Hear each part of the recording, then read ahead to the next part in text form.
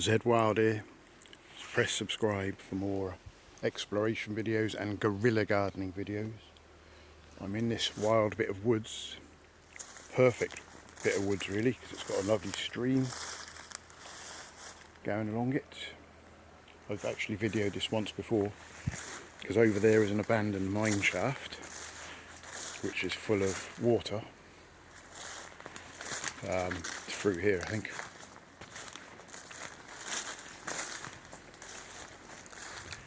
Yeah, there it is.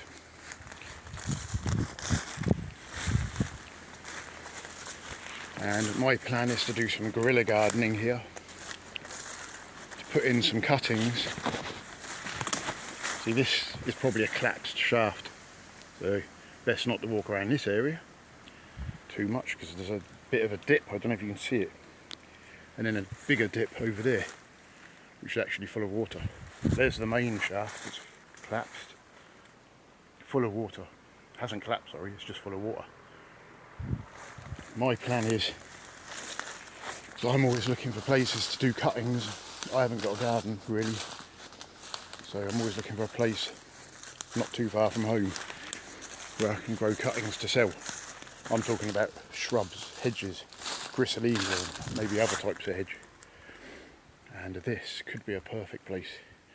Although there is signs of people being here, I'm not sure when, but down here we've got a load of cartridges. So people come here, don't know when, don't know how old these are. People have been here shooting maybe pigeons, maybe pheasants.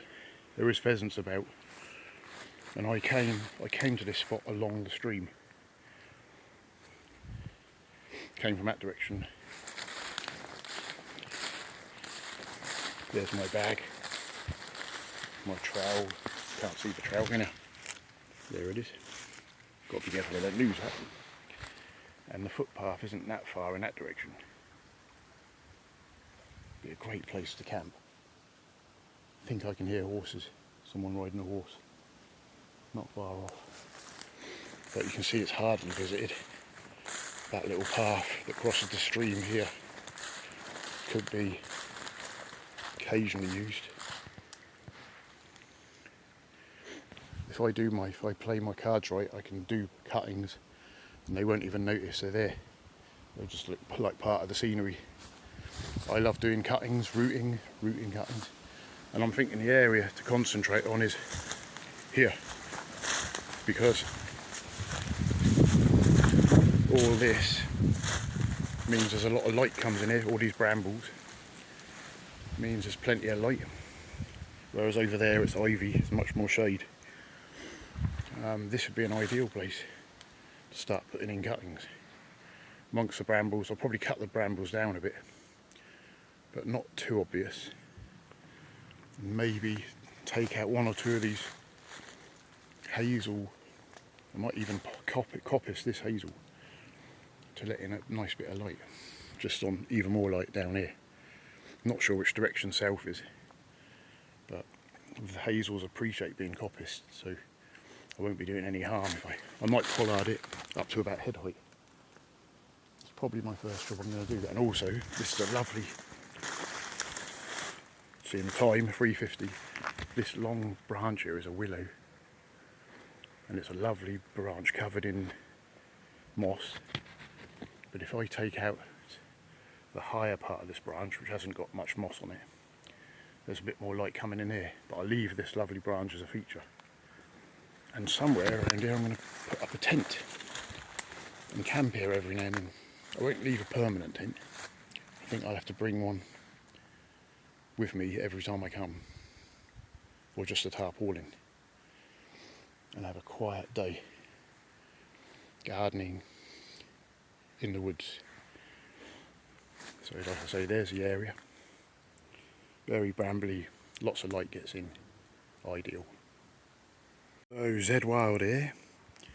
I've made quite a bit of progress. It's getting dark, it's 4:15, it'll be dark at 5, and I've got to make my way back. Oh dear, a bit of damp in here. But as you can see, I've pollarded these hazel trees. They will re-sprout with a nice fresh young growth. I'm probably going to do the ones behind next time. And as you can see already, I've made a big opening in the trees to let light in down where I'm going to grow my cuttings. What else have I done? I'm going to dig a hole, I think, to I'm going to dig out some soil which I need to take home because I've got some plants at home. This is good acid soil here, so it's ideal. I need some acid soil because I've bought some blueberries. I need some soil to put them in. Also, I cut that branch there, but that hasn't let much light in. I thought it was going to do better than that. It's hardly made any difference. It's just lying on the floor there. Another thing I did when I got here, I dug out a step so I can get up. I walk through the river a little way, then get up on this step I've made, dug out with my trowel, and another step on the other side in the middle of the picture there, so I can wade across the river. So that's ideal. And that's about all I've done. I'm going to dig this hole, maybe, I'm not sure where to dig it really.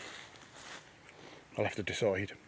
And this hole, the soil I'm going to take in my rucksack, because I'm always after decent soil. This is nice woodland soil. It's probably got a lot of tin in it as well, but the trees seem to be okay here.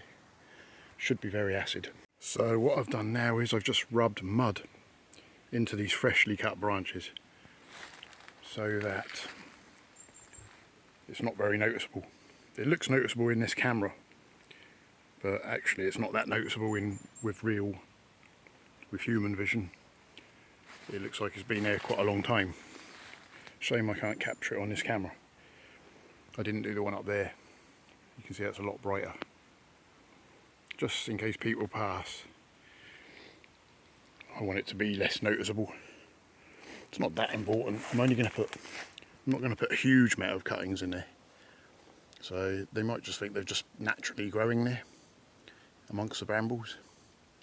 Although they wouldn't normally found, if it's Griselinia, it wouldn't usually be found in woodland, in British woodland, unless it's been planted. It doesn't seed. Okay? Zed Wild. Press subscribe for more guerrilla gardening. I'll keep you updated. And I've got to think of a name for this camp.